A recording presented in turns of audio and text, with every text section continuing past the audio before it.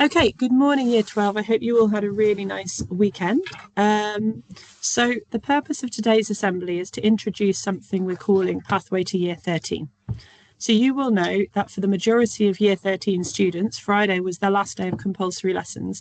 Lessons are running for them over the next couple of weeks for them to attend if they want, but they are largely optional, and most of them are at home studying or have actually started their A-level exams. You will have seen a couple of them looking nervous in the study centre this morning, starting to get ready for their exam, which is happening today. So, as you know, you have all got 9 school weeks plus half term until the end of the academic year, and then you will be Year 13 students.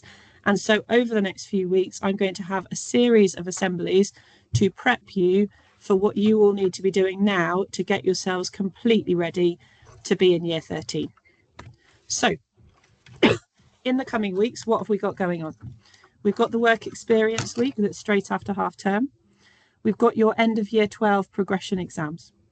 And actually, with that, I'm going to talk to you about decisions around predicted grades.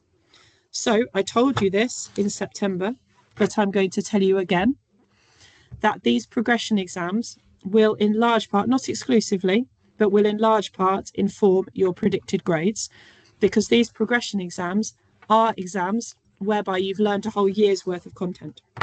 We will take into account all the work you've done across the year. We'll take into account homework, classwork, other assessments you've done.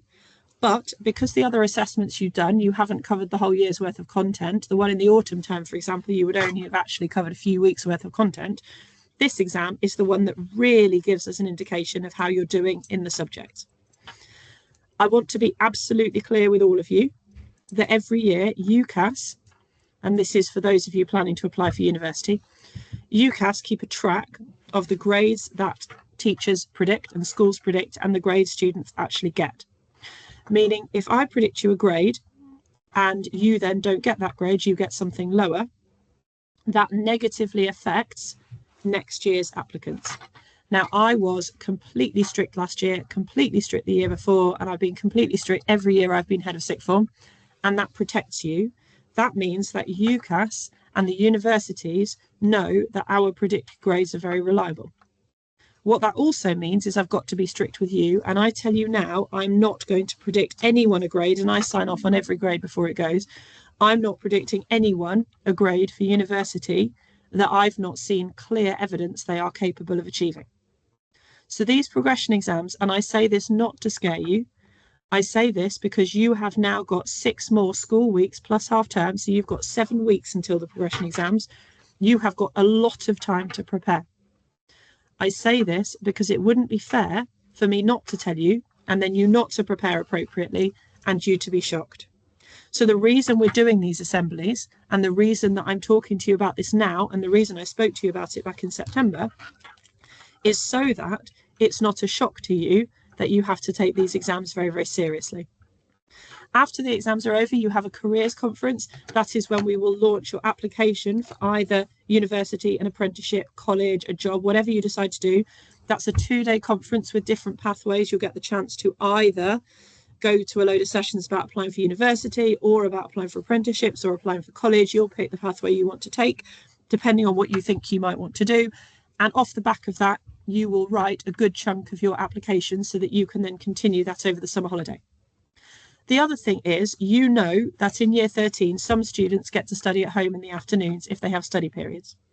Nobody studies at home in the morning. The reason for that is there is so much evidence that being up, showered, out the house, had breakfast, ready to learn is very important for everybody for academic study, but also well-being and mental health. And it's really, really clear, the evidence is very clear, that getting you all in the morning, you all go to your personal development period, your mentor gets eyes on you every day, is really important. But some students get to study at home in the afternoon. This is not about your grades. This is about whether you have showed us that you are capable of studying effectively. We've not made any decisions. And if you know that you've not studied effectively, and therefore we can't trust you to study well at home, you have still got several weeks to prove to us that you are mature enough to have some home study. Okay, and so you need to be reflecting on how you present yourself and how you study over the next few weeks if you're interested in home study status. So next year, let's have a really, really frank conversation about this. Year 13 is very different. I'm not saying year 12 is not hard, it is, but year 13 is different. The courses get harder, the NEAs get harder, you have to remember more content, and alongside that, you're doing applications, interviews, that could be for an apprenticeship, for a job, for university, for whatever. You might have a part-time job.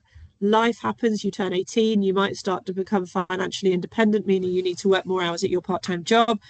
And basically, the preparation you do now will make the difference with success and well-being.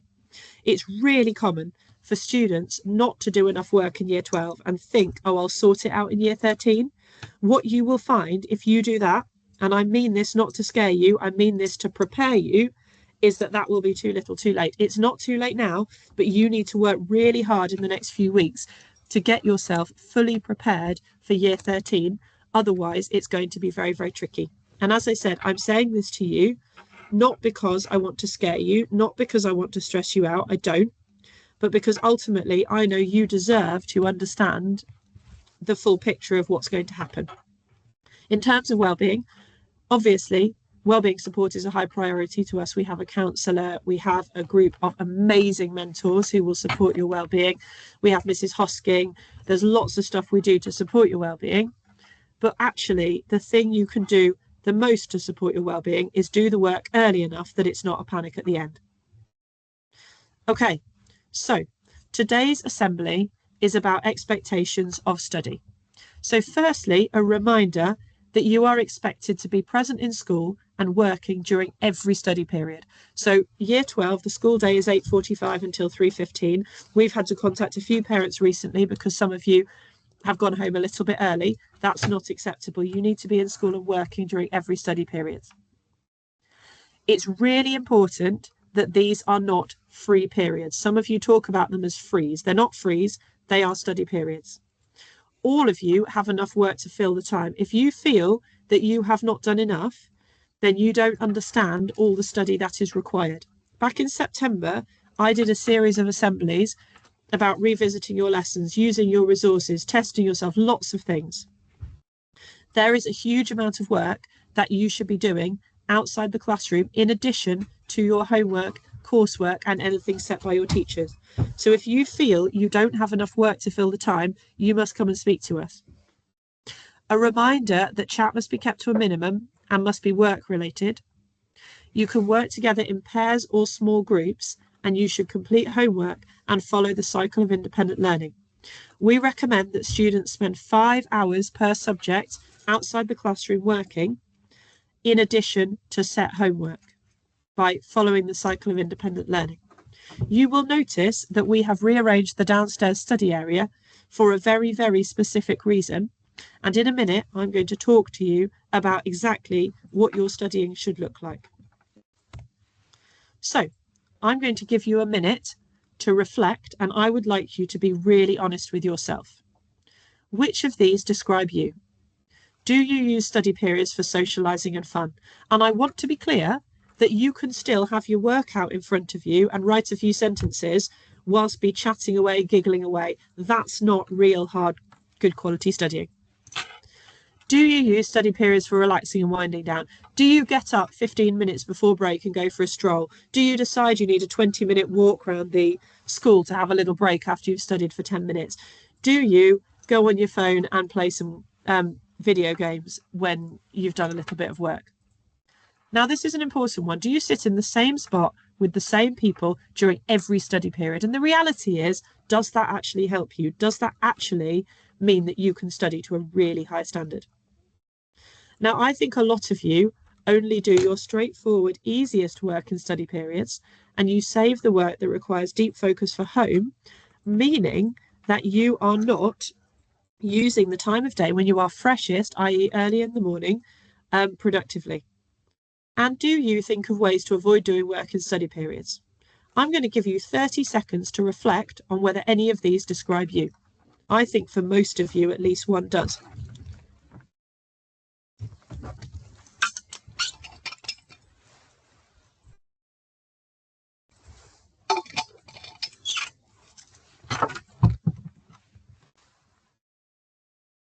Okay. So hopefully you've done a little bit of self-reflection and you are aware that you might not be using every single study period effectively. So why does it matter? Firstly, it matters because you are here to study and you are here to succeed. As head of sixth form, I would be failing you if I allow you to spend all of year 12 and all of year 13 not studying as hard as you need to, not maturing academically, and therefore not doing as well as you could in your final exams. There are lots of reasons you are here. I want you to have a really rich experience. I want you to do extracurriculars, experience student leadership. I want you to have fun. I want you to make friends. But ultimately, the most important reason you are here is in order to achieve some grades that enable you to go on to a job, an apprenticeship, college, university, whatever it is you want to do.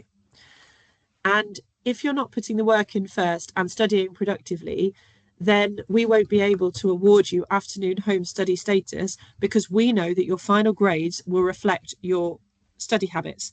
Year after year after year, I get the results on the Wednesday when the students get them on the Thursday. And we always sit and go down the list and have a look at how everyone's done and who's going to need a bit of support on results day. And year after year, students who haven't worked hard enough for the 2 years end up not getting the grades they deserve. And this is some real talk now. We are getting to the point that it will be too late to turn it around. And if you are one of the students who sits in a group of 12, has work out in front of you, but spends a lot of time chatting, giggling, sort of working, but not working really hard, then I would be failing you if I didn't point out to you that actually we all know deep down you're not studying as well as you need to. Okay? So, positively, we've got time. Now is the time to think about using your study periods and make changes ahead of year 13. Most of you are getting good results. The results in year 12 are positive. Now, if you push yourself to work hard at school, these results could be absolutely stunning, and ultimately stunning results are what all of you are here for. Okay? And so now is the time to reflect really deeply on how you use your study periods and make sure you use them effectively. So the most important thing is to plan. For every study period, ask yourself these questions. What do I want and need to get done? It's very easy to go to a study period, flop down on a chair, look at the people around you, say, right, what are they doing? Oh, I'll do a bit of that. That's not organised, effective study. You need to sit down and say, right, what am I going to get done? I've got 2 hours. What am I going to do in these 2 hours? Where should I sit to enable me to focus and do my best work? Would I be more productive working on my own in a quiet location? The library and the silent study both have silent spaces that are genuinely silent that enable you to work in silence. I'm not suggesting, obviously, you all go to the library or the silent study all the time, because we don't have seats. We don't have enough seats. But you could all go there sometime each week. If you've got an essay to write, you could go to the silent study to do it. If you've got a really tricky maths problem to do, you could go to the silent study to do it. If you've got an hour where you need to write a plan for an exam question and you've got to do it to a high standard, you could go to the silent study to do it. And I would say, find the courage to leave the group. There are probably 4 groups in your year who always study together in huge groups of between 12 and 20. And we know that even though you're all good, hardworking students, when you're in those groups, you are not studying as hard as you should be. Now, someone's got to be brave. Someone's got to walk away from that group first, because at the end of the day, you will regret it at the end of year 13 if you don't get the grades you want, or if you've had to slog to catch up with that study at home because you're not doing it well enough at school. We have the facilities, we have the resources, you have the know-how, we've now just got to do it. So I need somebody to be brave and find the courage to leave the group. You will notice that we have changed the layout of the downstairs study space, and we have allocated a number of chairs to each table. Those chairs are not to move apart from at break and lunchtime. The reason for that is I don't want groups of 10, 12, 15 of you cramming round a table studying together. That's not going to happen. I want 3 or 4 of you round a space where you've got space to study properly. If you need to do some collaboration, you can collaborate in a group of 3 or 4. You don't need to be collaborating in groups of 10.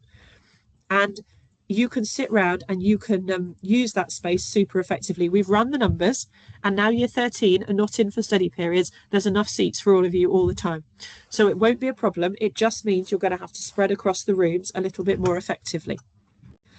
At break and lunch, I'm very happy for you to move the tables. Break and lunch is your downtime. Break and lunch is when you socialise, when you do what you want to do. And I strongly encourage you all to use break and lunch to socialise, to see your friends, to spend the time with the people around you who you're currently spending time with during your study periods, because break and lunch is when you should be having a really, really nice, relaxed time. Okay? So move the chairs and tables as much as you want at break and lunch. They go straight back afterwards. That is your responsibility. If you move them, you put them back.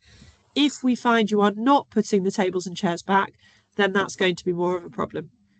And we might have to stop you doing that. So it's really important that you change your mindset to keep yourself organised and motivated. Think about coming to school as your job, and think about your job as being the working day of school, so 8:45 until 3:15. Aim to use every minute productively apart from break and lunch, and those are your allocated breaks. If you have a part-time job, you will know you'll get a 15-minute break after every 4 hours, and then you'll get maybe a 30-minute break for lunch. That is exactly what we have at school. It's the same as a working day. And so beyond break and lunch, you ought to be working productively. Challenge yourself to work on your own and in different locations for a few study periods each week. And actually, this might feel uncomfortable, but what we want to do is push ourselves out of our comfort zones and do the best we can do. Okay, so in terms of supporting you, I've already talked about the study centre. There should be a workstation for all of you where you've got enough space to work comfortably. The layout is intentional. As I said, don't move the tables and chairs. The exception is break and lunch. You're welcome to move them at break and lunch. We want you to socialise in big groups there. We will also look after your devices for you if we think that you're being distracted by them, playing games, watching videos. We're going to take your devices away.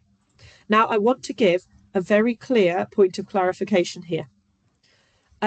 It might sound like we're treating you like children. We're not. We're doing the opposite. At the moment, a lot of you are behaving like children because you are not able to take yourself away and study to the really, really high standard that you need to study. We are creating a situation, we are creating a stepping stone to enable you to do that, because actually we want you to behave more like adults. We want you to behave more maturely and make the decision independently to use your study time super, super effectively. Okay, so hopefully, sorry, accidentally clicked too many slides, I apologize. So hopefully that should be really, really clear. So support. Mrs. Hosking is here to support you during study. She will chat to you if she's concerned you're not using your study periods effectively. She'll remind you to consider your choice of location and encourage you to challenge yourself. She'll ask you to move if she feels the location you've chosen is not working. And if you're finding it hard to use your study periods effectively, she will help you liaise with your teachers around setting specific tasks. But the message basically is that now is the time for us to mobilise. You are a stunningly good year group. You are so clever. You're so smart. You're already doing well. And what we need is just to ramp this up by one more step so that all of you can come out with the grades that you really, really deserve. I know you will want home study status. I know you will want to smash it. So now is the time to step up. I hope that didn't feel like too much of a rant, and I hope that you can see that deep down actually what I'm saying is the truth, and I'm saying it because I want you to do really well and I care so much about your academic outcomes and your well-being. If you want to talk to me about this, come and talk to me. I would much rather we have an open, honest and mature conversation than you are upset and don't talk to me about it. But I think this is a really, really, really positive step moving towards Year 13 study behaviours. Right then, Mrs. Hosking, is there anything you would like to add?